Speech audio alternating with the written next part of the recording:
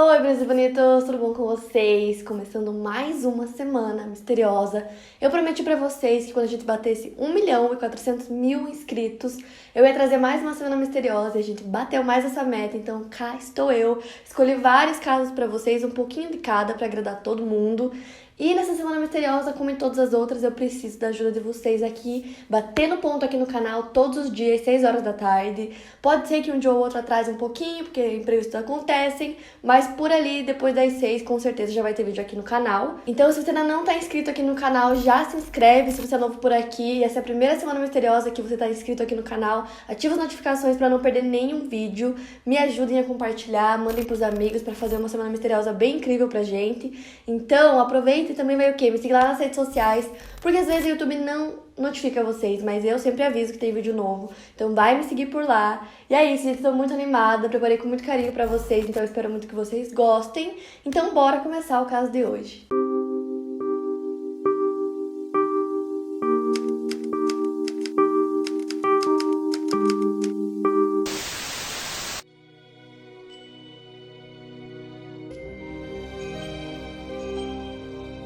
Pro primeiro caso da nossa Semana Misteriosa, eu resolvi trazer o caso Richard Ramirez, que é um serial killer. Eu comentei um pouquinho sobre ele em outro vídeo aqui no canal, vocês pediram bastante, isso já faz um bom tempo, e hoje eu vou contar a história dele pra vocês.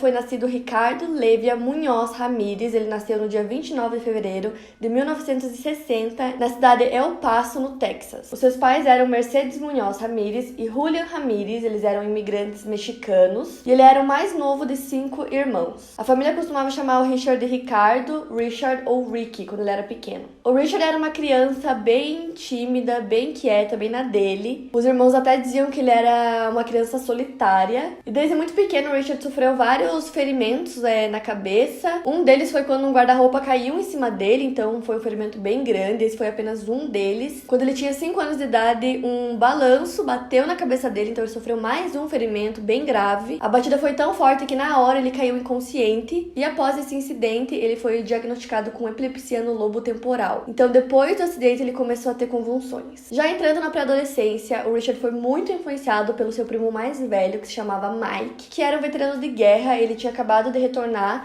dos combates no Vietnã, e foi com o Mike que o Richard começou a usar drogas. Os dois costumavam fumar maconha juntos, eles passeavam de carro juntos, enquanto o Mike contava histórias horríveis e muito bizarras sobre coisas que ele fez, sobre coisas que aconteceram na guerra, e ele ficava se gabando também enquanto contava algumas histórias sobre coisas terríveis que ele fez com mulheres. Ele contava que tinha mutilado e torturado inúmeras mulheres, e a pior parte é que ele tinha várias fotos para poder comprovar essas histórias que ele contava. E dizem também que foi nessa época que ele ensinou o Richard a atirar. Quando o Richard tinha 13 anos de idade, ele viu seu primo Mike assassinar sua esposa. Então agora, entrando na adolescência, o Richard, desde que começou a fumar maconha com o primo dele, ele nunca mais parou, então ele continuou fumando maconha. Já nessa época ele tinha muito interesse por satanismo, e aos 15 anos ele já começou a faltar muito à escola. E como ele era usuário de drogas, nessa época ele começou a cometer pequenos assaltos para conseguir ganhar algum dinheiro para comprar droga. O Richard acabou abandonando a escola e ele foi preso pela primeira vez em 1977, aos 17 anos, por porte de maconha. Pouco tempo depois, ele se muda para Califórnia e ali o vício dele começou a piorar. Nessa altura, ele também já não ligava muito para sua higiene pessoal. Ele quase não tomava banho, não escovava os dentes, ele comia muito fast food, muito doce,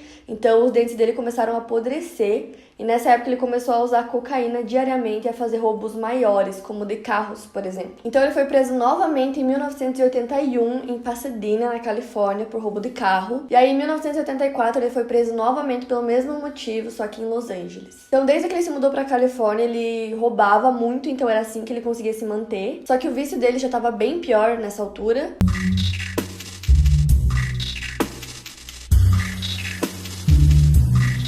Então, no dia 28 de junho de 1984, depois de usar muita cocaína, ele entrou na casa de uma senhora de 79 anos chamada Jenny Winkle para roubar. Ele estuprou, esfaqueou e matou a Jenny em sua própria casa, roubou vários itens e fugiu. Algumas horas depois, o filho da Jenny chega na casa e encontra o corpo da mãe, então imediatamente ele liga para a polícia, e quando eles chegam na cena do crime, o corte na garganta que o Richard fez era tão profundo que quase decapitou a vítima. A polícia tentou colher algumas impressões digitais que ficaram no vidro da janela que o Richard usou para conseguir entrar na casa, e acredita-se que esse foi o primeiro assassinato do Richard. E aí, quase 9 meses depois, no dia 17 de março de 1985, o Richard encontrou outra vítima. Ela se chamava Maria Hernandes e tinha 22 anos. Ele abordou a vítima quando ela estava entrando na casa dela, então ele atacou e disparou contra ela. Ela tentou se proteger com as mãos e a bala pegou numa chave que ela estava segurando. E aí ela se jogou no chão e fingiu que estava morta. E como o Richard tinha disparado contra a cabeça dela, ele acreditou que ela estava morta, então ele entrou na casa, ela esperou ele fechar a porta e fugiu. Enquanto a Maria fugia, ele entrou dentro da casa e assassinou sua colega de quarto que estava na cozinha, que se chamava Daily Okazaki. Ele assassinou com um tiro na cabeça. A Maria conseguiu fugir e ela chamou a polícia. Ela disse que o assassino era alto, magro, se vestia todo de preto, usava um boné de beisebol azul e portava uma arma. Então a polícia foi chamada, eles chegam na casa. Enquanto eles estão lá investigando o crime, na mesma noite o Richard cometeu outro assassinato. A vítima foi uma mulher chamada Tsia Lian Yu, não sei se assim se pronuncia. Ela estava na rua dentro do seu carro dirigindo e o Richard estava em outro carro que era roubado, e ele parou o carro na frente dela, fez ela parar com o carro, desceu do carro dele, foi até o dela e obrigou ela a sair do carro. Ela começou a gritar desesperada, pedindo por ajuda. Então um homem que estava na varanda do seu apartamento, que ficava ali na mesma rua, ouviu os gritos e chamou a polícia. O Richard tirou ela do carro, atirou nela, entrou no carro dela e fugiu. Durante a fuga tinha um casal que estava dentro do seu próprio carro, e naquele momento que aconteceu tudo isso, eles viram e conseguiram anotar a placa do carro. Inclusive, esse casal mais tarde testemunhou no julgamento do Richard. Então a polícia chega na outra cena do crime e encontra o corpo da vítima. Ela ainda estava com vida, mas ela havia sido baleada 2 vezes, então ela foi levada às pressas para o hospital.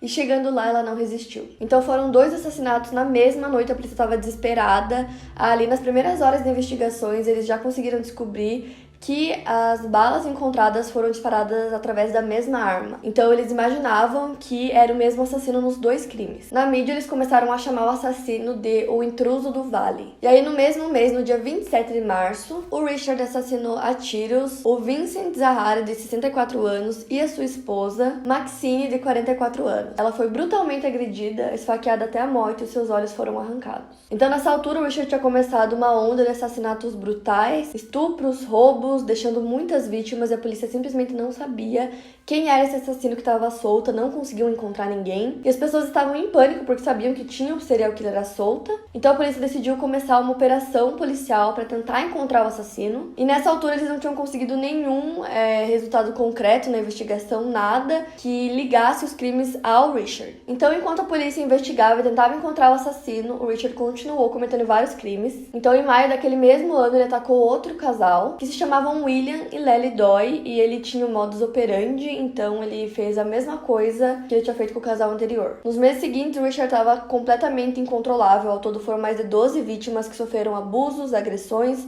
assaltos, violência brutal e até rituais satânicos. A polícia não conseguia encontrar absolutamente nada.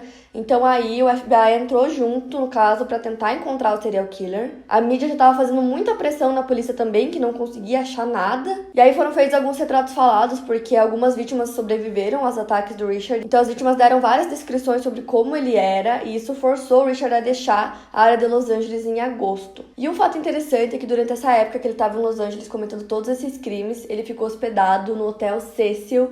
Eu já fiz vídeo do Hotel Cecil aqui no canal, comentei que ele foi um dos serial killers que ficou hospedado lá. Dizem que o Hotel Cecil é mal assombrado, ele hospedou várias pessoas bem esquisitas, e as pessoas ficavam lá por longos períodos porque o valor era bem abaixo, perto de outros hotéis. Então o Richard pagava cerca de $14 por dia. E como o hotel estava sempre cheio, com pessoas entrando e saindo, pessoas suspeitas o tempo todo, ele passou despercebido. Então depois de cometer os seus crimes, ele costumava voltar pro hotel, ele jogava as roupas ensanguentadas nas lixeiras que ficavam atrás do hotel, e ele sempre entrava pela porta dos fundos e ninguém nem percebia. Então ele deixou Los Angeles e viajou para o norte, em direção a São Francisco, onde ele fez mais 2 vítimas, que eram o Pedro e a Bárbara Pano, de 17 de agosto, novamente com o mesmo modus operandi. E justamente por ele sempre cometer os crimes da mesma forma, isso chamou a atenção da polícia. E esse último crime dele também tinha simbolismo satânico, e a mídia chamava ele de o intruso do vale, só que já não se aplicava mais, então começaram a chamar ele de The Night Stalker. Em tradução é o perseguidor da noite, já que a maioria dos crimes que ele cometia eram sempre à noite. e na maioria das vezes era na própria casa das vítimas. Depois de muitos assassinatos e assaltos, no dia 24 de agosto de 1985, o Richard foi visto do lado de fora de uma casa em Mission Viejo, onde ele acabou deixando uma pegada. O rosto dele já era conhecido, então uma testemunha viu e anotou o carro e a placa. No mesmo dia ele cometeu um crime, ele entrou na casa de um casal, atirou no homem e estuprou a mulher, mas ele não a matou. Depois disso ele fugiu, então a vítima conseguiu dar uma descrição detalhada do seu agressor para a polícia. E ela contou também uma coisa muito bizarra, que ele forçou ela a jurar o seu amor por Satanás. O carro que o Richard estava dirigindo e foi anotado a placa e dito para a polícia foi encontrado alguns dias depois, e o carro estava cheio de impressões digitais, o suficiente para conseguir encontrar de quem eram aquelas impressões. No histórico criminal da polícia, eles finalmente conseguiram colocar um nome ao Night Stalker, que era o Richard Ramirez, que se encaixava perfeitamente na descrição que as vítimas que sobreviveram deram. Agora a foto dele estava em todos os jornais e todo mundo estava atrás desse serial killer. E como ele tinha abandonado o carro que ele estava usando, agora ele precisava de outro carro. Então o homem estava entrando no seu carro, o Richard correu e tentou roubar o carro, mas o dono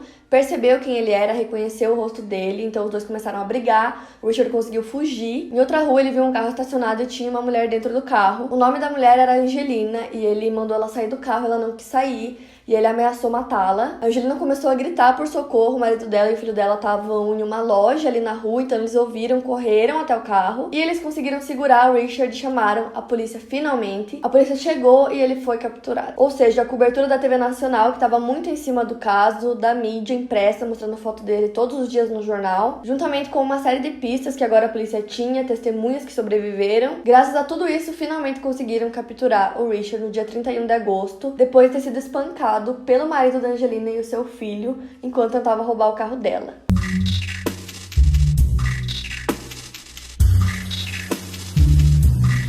Então o Richard foi preso e ele esperou na cadeia enquanto seu julgamento era continuamente interrompido por uma série de coisas, por atrasos e brigas entre os promotores e o advogado da defesa. Também pela disseminação geográfica dos crimes que ele cometeu, acabou complicando bastante o julgamento por questões jurisdicionais. Algumas das acusações contra o Richard foram retiradas para tentar agilizar todo o processo. E aí no dia 22 de julho de 1988, a seleção do júri finalmente avançou. O julgamento em si começou em janeiro do ano seguinte. E durante esse período, o Richard atraiu muitos seguidores de culto que adoravam ele e começaram a se vestir iguais a ele. Ele recebia cartas e pessoas iam visitar ele na cadeia o tempo todo. E na maioria das vezes que ele tinha que comparecer a tribunal, ele desenhava pentagramas na mão. Em uma ocasião, ele até gritou "Viva Satanás!". Mais um atraso ocorreu quando o jurado foi encontrado assassinado no dia 14 de agosto de 1989. Teve até alguns rumores de que o Richard estava envolvido e que ele era o culpado da morte, que ele tinha mandado alguém matar esse jurado, mas não conseguiram encontrar nenhuma prova que conseguisse ligar ele ao crime. E aí no dia 20 de setembro de 1989, finalmente o júri retornou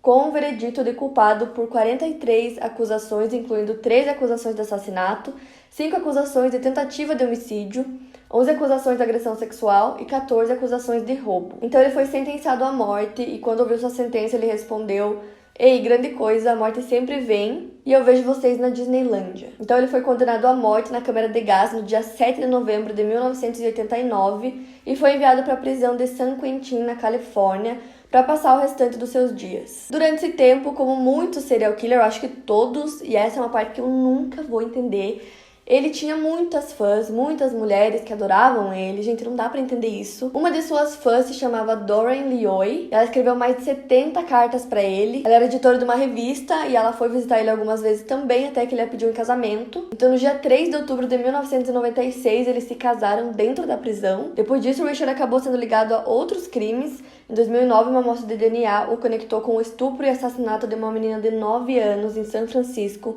no dia 10 de abril de 1984. Depois de 24 anos no corredor da morte, esperando para ser executado, o Richard Ramirez morreu no dia 7 de junho de 2013, aos 53 anos de idade, por problemas de saúde. De acordo com oficiais, a morte dele veio logo após ele ter sido levado para o hospital Mary General Hospital em Green Bay, na Califórnia. E como acontece com muitos serial killers, ele tem muitos fãs até hoje. Também fizeram um personagem inspirado nele em 2015 na série American Horror Story. E essa foi a história do serial killer Richard Ramirez. Eu vou deixar o vídeo do Hotel Cecil, que eu comentei aqui no meio desse vídeo pra vocês no finalzinho, então é só clicar no card. Playlist completa do Quinta Misteriosa e do Teorias da Conspiração aqui na descrição do vídeo. Lembrando que estamos começando Semana Misteriosa, tem vídeo todos os dias durante 7 dias, ativa as notificações.